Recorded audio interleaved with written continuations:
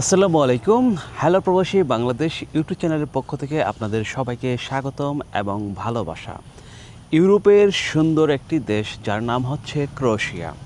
বর্তমানে দেশটি ইউরোপের ইউনিয়নের অন্তর্ভুক্ত আছে।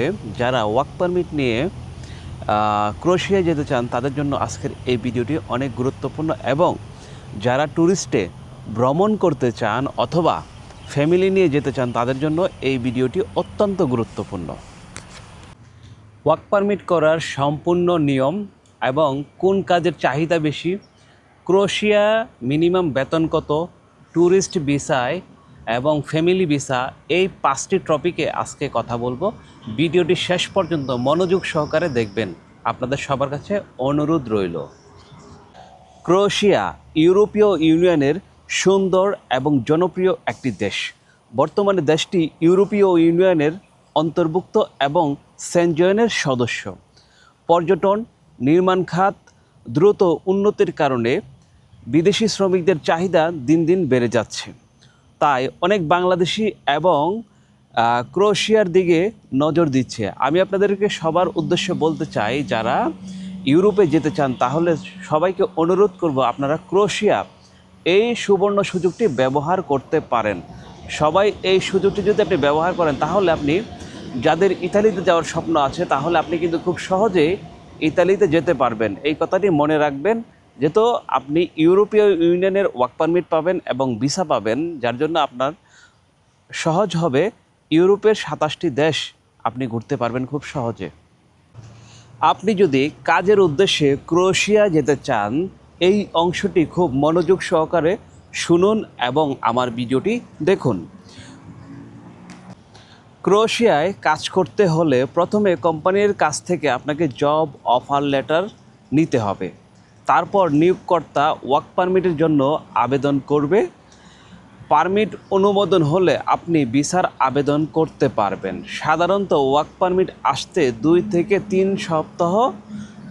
থেকে 3 মাস লেগে যেতে পারে। বর্তমানে ক্রোয়েশিয়াতে কোন কাজের সবথেকে চাহিদা বেশি? বর্তমানে সবচেয়ে বেশি ডিমান্ড হচ্ছে নির্মাণ শ্রমিক, হোটেল ও রেস্টুরেন্ট, ক্লিনার, ফ্যাক্টরি ও প্যাকেজিং ও ড্রাইভার এবং ওয়েল্ডার টেকনিক্যাল কাজের জন্য। সাম্প্রতিক বছরগুলোতে নির্মাণ ও পর্যটন সেক্টরে সবচেয়ে বেশি পরিমাণ পারমিট দেওয়া হয়েছে এই ক্ষেত্রগুলোতে। আপনি এই ক্ষেত্রে যদি আপনার যোগ্যতা অথবা অভিজ্ঞতা থাকে, আপনি যদি এই কাজে অভিজ্ঞ হন, তাহলে অবশ্যই আপনি আবেদন করতে পারেন। আপনি ভাবছেন ক্রোয়েশিয়ায় মিনিমাম বেতন কত? এই প্রশ্নটা অনেকের কাছ থেকে পেয়ে থাকি, তাহলে এই প্রশ্নটার উত্তর দিয়ে দিচ্ছি। ক্রোয়েশিয়ার মিনিমাম বেতন হচ্ছে 1050 ইউরো, মানে এটা হচ্ছে জাতীয় গ্রেড অনুযায়ী, মানে সরকারি নিয়ম অনুযায়ী। তবে আপনি যদি সাধারণ একজন শ্রমিক হিসাবে যান, তাহলে আপনার বেতন প্রথমত শুরু হতে পারে 550 ইউরো থেকে 750 ইউরো পর্যন্ত, মানে সেক্টরের উপর ডিপেন্ড করব সেই সেক্টরে কত টাকা আপনাকে বেতন দিবে। আর অভিজ্ঞতা থাকলে, আপনি যদি একজন অভিজ্ঞ শ্রমিক হন বা অভিজ্ঞতা থাকে, তাহলে আপনার বেতন শুরু হবে হচ্ছে 900 ইউরো থেকে 1300 ইউরো পর্যন্ত যেতে পারে। সেটা হচ্ছে আপনার বেসিক বেতন। আরেকটা কমন প্রশ্ন হলো যে আমি থাকবো কোথায় এবং খাবো কি?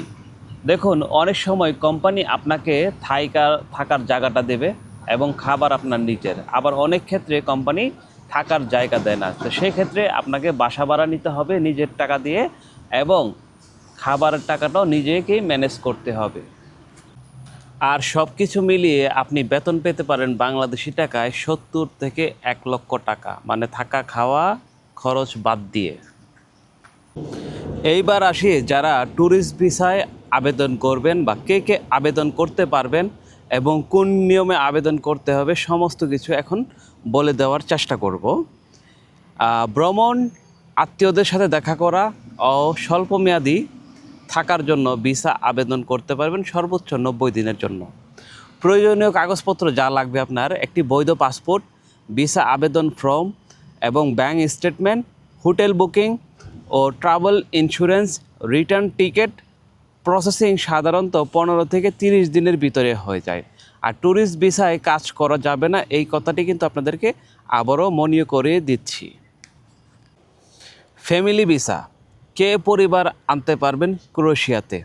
আপনি যদি পরিবারকে ক্রোয়েশিয়ায় নিয়ে যেতে চান তাহলে অবশ্যই আপনার বৈধ ওয়ার্ক পারমিট থাকতে হবে এবং স্থায়ী চাকরি থাকতে হবে, আপনার পর্যাপ্ত আয় থাকতে হবে, মানে আপনার ওই দেশের নির্দিষ্ট নিয়ম অনুযায়ী আপনার একটা ইনকাম থাকতে হবে। সেই ইনকামটা থাকলে আপনি আপনার পরিবারকে নিয়ে যেতে পারবেন। আপনার যে যে ডকুমেন্ট লাগবে, ম্যারেজ সার্টিফিকেট, আপনি যে বিবাহ করেছেন বিবাহ সার্টিফিকেট মানে ওই সার্টিফিকেট লাগবে। সন্তান জন্ম সনদ মানে আপনার সন্তানের যে বার্থ অফ সার্টিফিকেট আছে বা সন্তান জন্ম সনদ যেটাকে বলা হয় সেটা আপনার লাগবে। বাসার প্রমাণপত্র লাগবে, আয় প্রমাণপত্র লাগবে। এই জিনিসগুলো থাকলে আপনার 2 থেকে 4 মাসের ভিতরে আপনি পরিবারকে নিয়ে যেতে পারবেন ক্রোয়েশিয়াতে। আর গুরুত্বপূর্ণ সতর্কতা, দালালের ফাঁদে পড়বেন না, জব অফার ছাড়া টাকা দেবেন না, ভুয়া এজেন্সি থেকে সাবধানে থাকুন, কন্ট্যাক্ট না পড়ে সাইন করবেন না। এই জিনিসগুলো আপনারা সবসময় মনে রাখবেন। আমরা সাধারণত প্রবাসীরা যারা নতুন প্রবাসে যাই, না জেনে না বুঝে একটা পেপার দিলেই সাইন করে ফেলি। আপনি এখন যদি ইংলিশে লেখা থাকে, গুগল ট্রান্সলেট আছে, চ্যাট জিপিটি আছে, আপনি তাদের সহায়তা নিতে পারেন। খুব সহজে আপনি কিন্তু এই জিনিসগুলো সহায়তা পেয়ে যাবেন। আর সব কিছু লিখিত নিন, বৈধ পথে বিদেশ যান। আর আবারও বলে দিচ্ছি, ক্রোয়েশিয়া এখন ইউরোপে কাজ করার জন্য একটি বৈধ এবং ভালো অপশন। তবে অবশ্যই সঠিক তথ্য জেনে এবং বৈধ পথে ক্রোয়েশিয়ায় যাবেন, তাহলে আপনার জন্য নিরাপদ এবং আপনার পরিবারের জন্য নিরাপদ এবং দেশের জন্য সম্মানের। আপনি অবৈধ পন্থা বেছে নেবেন না, এটা আপনাদের প্রতি অনুরোধ রইল এবং অনুরোধ থাকলো।